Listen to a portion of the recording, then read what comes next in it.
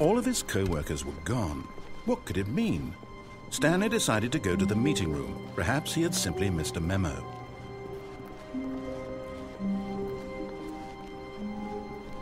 When Stanley came to a set of 2 open doors, he entered the door on his left.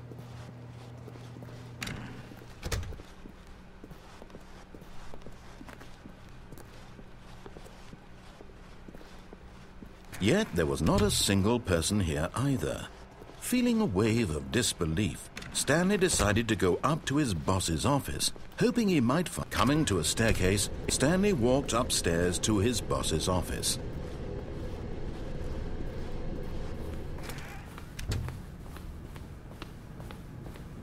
Stepping into his manager's office, Stanley was once again stunned to discover not an indication of any human life. What could it mean? Stanley wondered aloud to nobody. He began wildly tearing through papers on the boss's desk, pulling books off the shelf, looking behind paintings, desperate for clues to his situation. But his attention was caught by a keypad behind the boss's desk. What could its purpose be? In fact, this keypad guarded the terrible secret that lay buried below his feet. And so the boss had assigned it an extra secret PIN number, 2845. But of course, Stanley couldn't possibly have known this. Yet incredibly, by simply pushing random buttons on the keypad, Stanley happened to input the correct code by sheer luck. Amazing. He stepped into the newly opened passageway.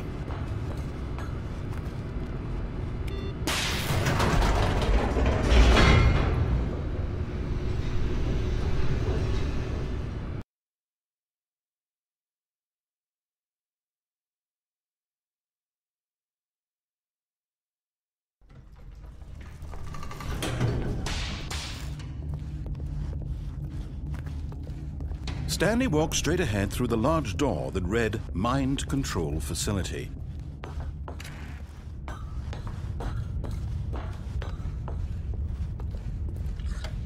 The lights rose on an enormous room packed with television screens.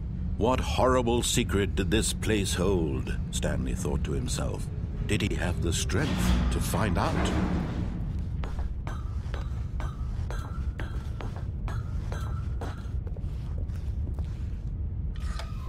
Now the monitors jumped to life, their true nature revealed. Each bore the number of an employee in the building, Stanley's co-workers. The lives of so many individuals reduced to images on a screen, and Stanley, one of them, eternally monitored in this place where freedom meant nothing.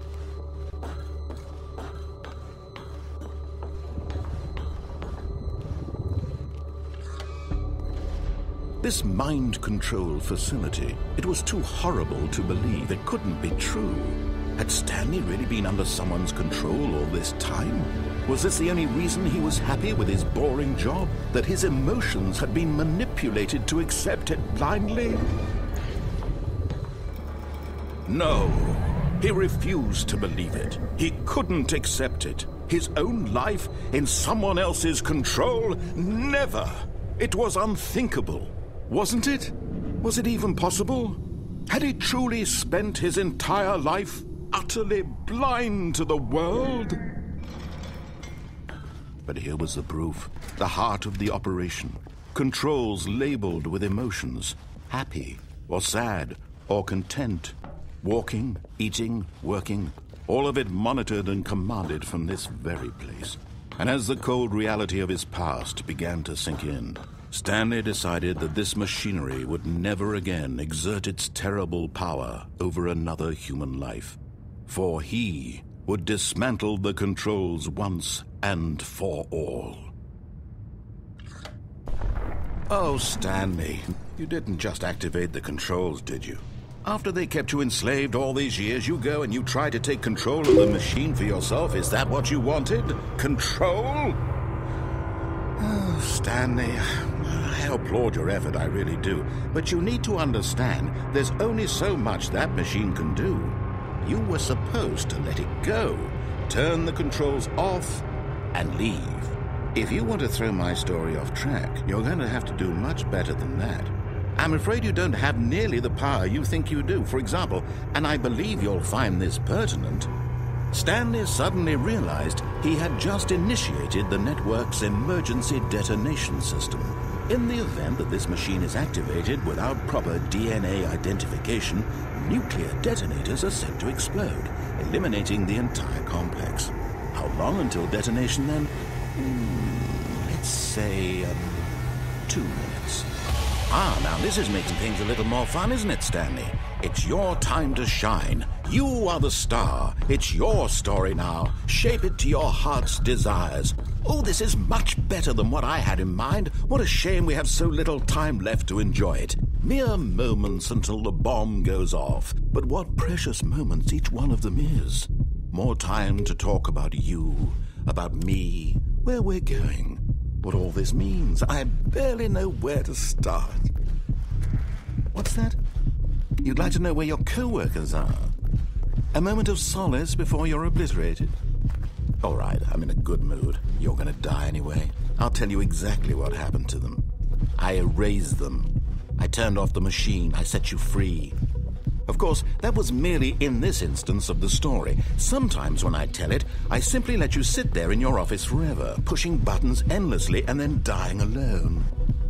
Other times, I let the office sink into the ground, swallowing everyone inside, or I let it burn to a crisp. I have to say this, though, this version of events has been rather amusing. Watching you try to make sense of everything and take back the control wrested away from you, it's quite rich. I almost hate to see it go. But I'm sure whatever I come up with on the next go-around will be even better. My goodness, only 34 seconds left. But I'm enjoying this so much. You know what? To hell with it. I'm going to put some extra time on the clock. Why not? These are precious additional seconds, Stanley. Time doesn't grow on trees. Oh, dear me. What's the matter, Stanley? Is it that you have no idea where you're going or what you're supposed to be doing right now? Or did you just assume when you saw that timer that something in this room was capable of turning it off? I mean, look at you. Running from button to button, screen to screen, clicking on every little thing in this room. These numbered buttons, no, these colored ones. Or maybe this big red button, or this door. Everything, anything, something here will save me. Why would you think that, Stanley? That this video game can be beaten? Won? Solved? Do you have any idea what your purpose in this place is? Stanley, you're in for quite a disappointment. But here's a spoiler for you. That timer isn't a catalyst to keep the action moving along. It's just seconds ticking away to your death. You're only still playing instead of watching a cutscene because I want to watch you for every moment that you're powerless. To see you made humble. This is not a challenge. It's a tragedy.